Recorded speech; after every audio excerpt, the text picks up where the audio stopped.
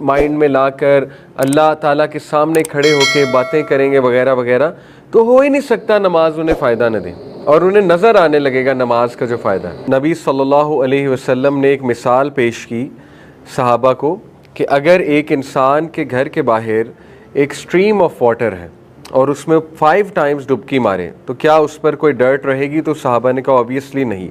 تو پرافٹ صلی اللہ علیہ وسلم نے کہا یہی معاملہ نماز کا ہے، 5 نماز کا مطلب ہے 5 بار ڈبکی مارنا صاف پانی میں، تو ان کے بدلے اللہ وائپس اوے آل دا ڈرٹ یعنی سنز فرام دیم، ٹھیک ہے؟ تو یہ بہت ہی موٹیویشنل خوبصورت حدیث ہے۔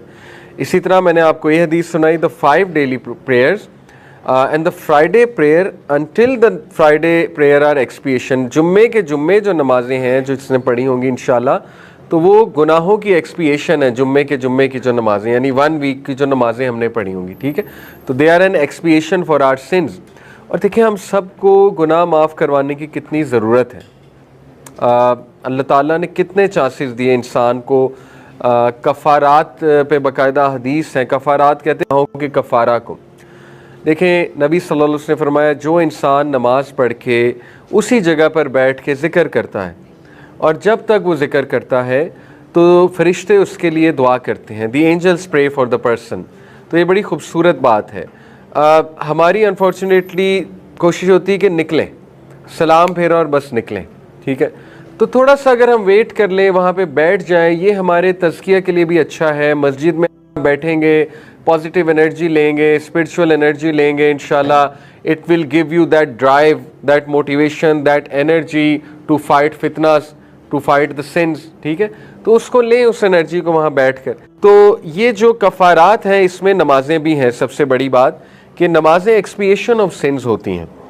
اسی طرح یہ حدیث میں نے آپ کے سامنے رکھی تھی کہ 5 جو پریئرز ہیں نبی صلی اللہ علیہ وسلم نے فرمایا جو اللہ نے انجوائن کی ہیں، جو کوئی بھی صحیح سے وضو کرے گا پراپرلی، اور ان نمازوں کو ٹائم پر پڑھے گا، اور رکوع صحیح سے کرے گا، سجدہ صحیح سے کرے گا، اور پراپر فوکس آف مائنڈ کے ساتھ پڑھے گا، اور ہیوملٹی اور خشوع لے کر آئے گا۔ یہ کچھ کنڈیشنز ہیں نمازوں کی، ٹھیک ہے؟ کیا کیا conditions?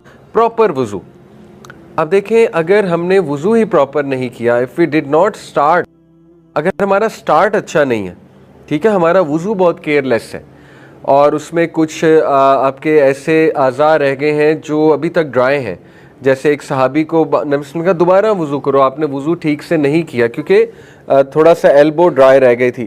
But having said it, اب یہ نہ ہو کہ او سی ڈی ہونے لگ جائے، طہارت پہ وضو پہ او سی ڈی بھی بہت ہو جاتا ہے، بار بار بندہ کرتا ہے، بار بار ایک ہی بار کریں، اچھا کریں، تسلی کر کے کریں انشاءاللہ تعالیٰ، کیونکہ وضو جب آپ کرتے ہیں تو گناہ جھڑے ہوتے ہیں، یہ میں ابھی آپ کو حدیث سناؤں گا۔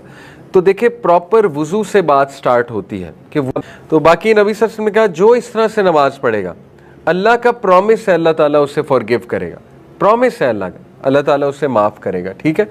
پھر ڈسٹریکشن آف شیطان کے بارے میں حدیث ہم نے دیکھی مسند احمد کی، پرافٹ نے فرمایا جب بھی تم میں سے کوئی مسجد میں داخل ہوتا ہے، شیطان جو ہے اس پر سواری کر لیتا ہے، the Satan mounts him just as a man mounts his animal. If Satan becomes settled، اگر شیطان سیٹلڈ ہو جائے گا اس کے اوپر تو کیا ہوگا، وہ he will collar him or bridle him.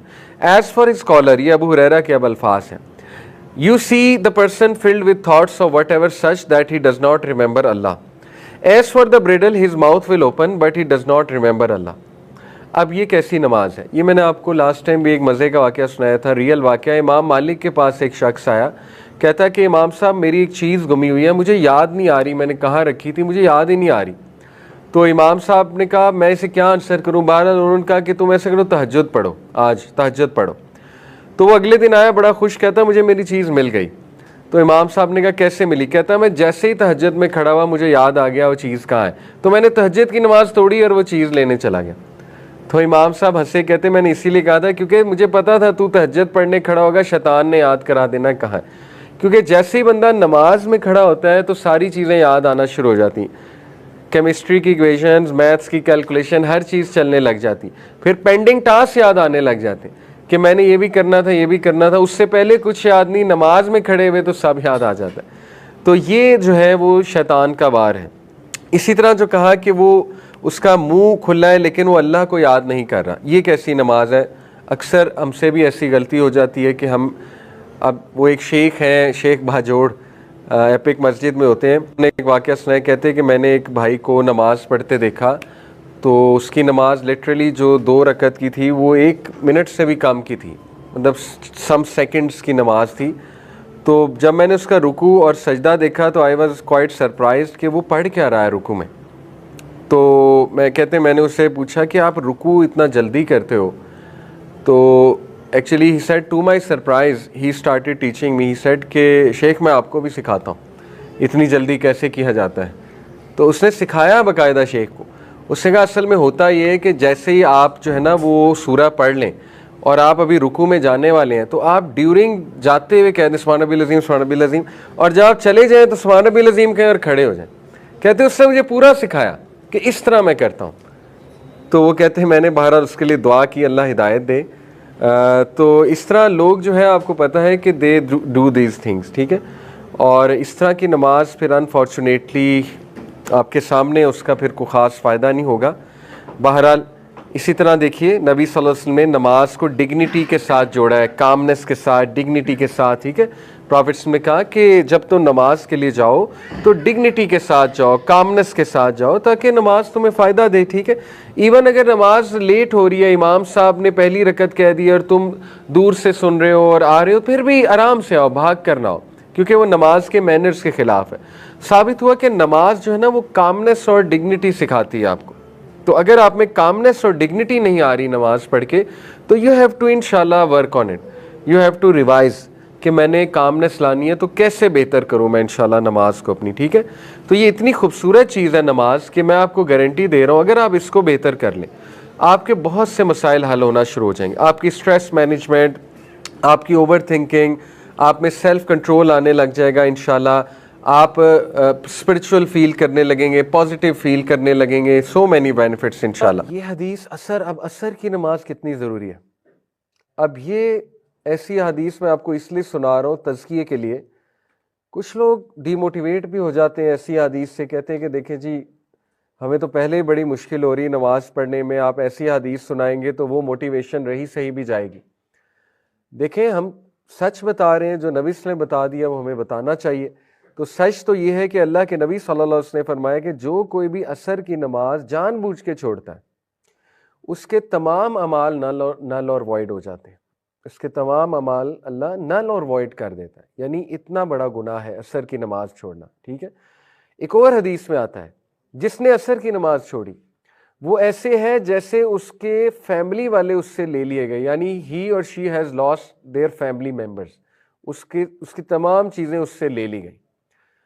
اب اسلاف بہت زیادہ خیال چونکہ نماز کا کرتے تھے تو ان میں سے کسی کی نماز اگر عصر کی نکل جاتی تھی فار سم ریزن اور فار ویلڈ ریزن تو وہ ایک دوسرے سے افسوس کرنے آ جاتے تھے. پائس پریڈیسیسرز کی بات, افسوس کرنے والی بات ہے, ٹھیک ہے, اگر عصر نکل جائے.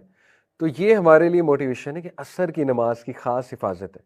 اور یہ قرآن میں اللہ تعالیٰ نے کہا کہ صلاۃ الوسطیٰ کی خاص حفاظت کرو. بیچ کی وسط بیچ کو کہتے ہیں نا, بیچ کی نماز عصر کی نماز ہے, عصر کی نماز کی خاص حفاظت کرو. تو عصر کی نماز کے بارے میں یہ بھی آتا ہے کہ منافقین کی جو عصر کی نماز ہے وہ ہے جب بالکل سورج غروب ہونے والا ہوتا ہے اور وہ ایک دم سے اٹھتے ہیں اور اٹھ کر جو ہے نا وہ جیسے کرو ہوتا ہے, کرو کے ورڈ غالباً آتے ہیں یا ہین کے ورڈ آتے ہیں مرغی, جیسے وہ چونچ مارتی ہے اور بس وہ سجدے ہو جاتے ہیں اس کے. اللہ معاف کرے. دیکھیں یہ احادیث ضروری ہے ہمارے تزکیے کے لیے تاکہ ہم اپنا محاسبہ کریں کہ ہم کہیں اس طرح تو نہیں پڑھ رہے عصر کی نماز کہ منافق والی نماز تو نہیں ہے کہ بالکل جب ٹائم ختم ہونے والا ہے تو ایک دم اٹھے اور وہ پڑھی بھی ایسے کہ جیسے ٹھونگے مارے جاتے ہیں. تو اس کو ہم نے بہتر کرنا ہے. اصل میں سنانے کا مقصد یہ ہے انشاءاللہ تزکیہ کرنا ہے اپنا. اور اگر پڑھ ہی نہیں رہے اللہ معاف کرے تو پھر دیکھیں وہ حدیث ہے کہ نبی صلی اللہ علیہ وسلم کو ایک خواب دکھایا گیا. اس خواب میں 2 فرشتے نبی صلی اللہ علیہ وسلم کے ساتھ تھے. ان فرشتوں نے نبی صلی اللہ علیہ وسلم کو برزخ کی پنشمنٹس کا ٹور کرایا. برزخ کی پنشمنٹس, جب انسان فوت ہو جاتا ہے تو برزخ میں بھی پنشمنٹ ہوتی ہے, ٹھیک ہے. تو نبی